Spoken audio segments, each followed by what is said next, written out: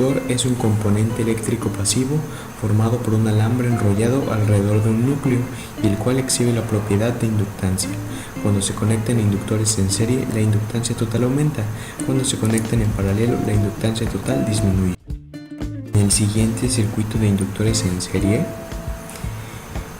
tenemos que por la ley de Kirchhoff de voltajes obtenemos que el voltaje total será la suma de los voltajes individuales en cada inductor, conociendo que en un inductor el voltaje respecto al tiempo se calcula como su inductancia multiplicada por la derivada de la corriente respecto al tiempo.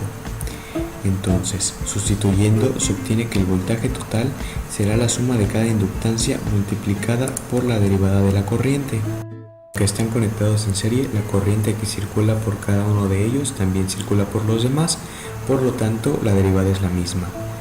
La inductancia equivalente es entonces la suma de las inductancias individuales, es decir, que un solo inductor de valor Ls tendría el mismo efecto en el circuito.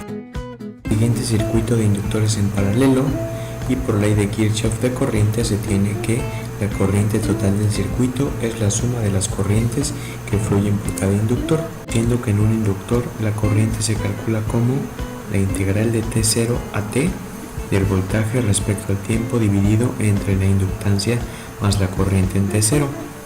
Al estar en paralelo, el voltaje es el mismo para cada uno de los componentes, por lo que se puede factorizar.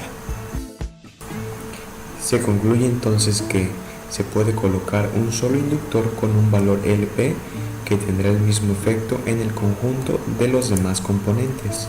Un inductor es un circuito que hace difícil que ocurran cambios rápidamente en la corriente. Esta imagen de un circuito RL pues contiene un inductor y un resistor. Si cerramos el interruptor S1, se conecta la combinación RL a una fuente con FEM constante. A esta etapa del circuito se le llama crecimiento de la corriente. El instante t igual a 0 es el momento en el que cerramos el interruptor. La corriente no puede cambiar súbitamente su valor, en cambio comienza a crecer con una tasa que solo depende del valor de la inductancia en el circuito. Sabemos que la diferencia de potencial en los extremos de la resistencia es la intensidad por su resistividad y que el voltaje en los extremos del inductor se calcula como la inductancia por la derivada de la corriente. Aplicando la ley de voltajes de Kirchhoff se obtiene esta ecuación. Siendo que la corriente inicial es 0, podemos obtener esta ecuación diferencial.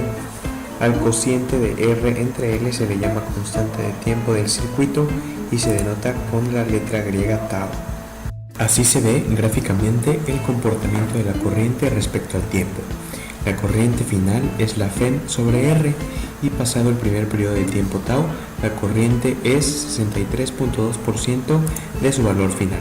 La batería en un circuito contiene un inductor que proporciona más energía que un circuito sin inductor. Parte de la energía suministrada por la batería aparece como energía interna en la resistencia del circuito, en tanto que la energía restante es almacenada en el campo magnético del inductor. Si multiplicamos la ecuación que obtuvimos con la ley de voltajes de Kirchhoff, se obtiene que esta ecuación diferencial, donde I cuadrada por R es la energía que disipa la resistencia y el término con la derivada es la energía que almacena el inductor. Al resolver el término con la derivada, obtenemos la energía total almacenada en el inductor desde el instante 0 hasta el instante t, a lo que llamamos U. Sustituyendo las ecuaciones para inductancia y campo magnético de un solenoide en la ecuación de U, obtenemos la relación de energía almacenada por unidad de volumen en el campo magnético, a la que llamamos densidad de energía magnética. Esta es la ecuación diferencial que se debe resolver. Esta relación se obtiene al resolver la ecuación diferencial, siendo I0 la intensidad del circuito al iniciar la etapa de decaimiento.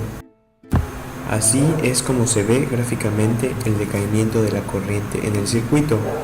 La energía almacenada en el inductor disminuye a una tasa igual a la energía disipada por la resistencia.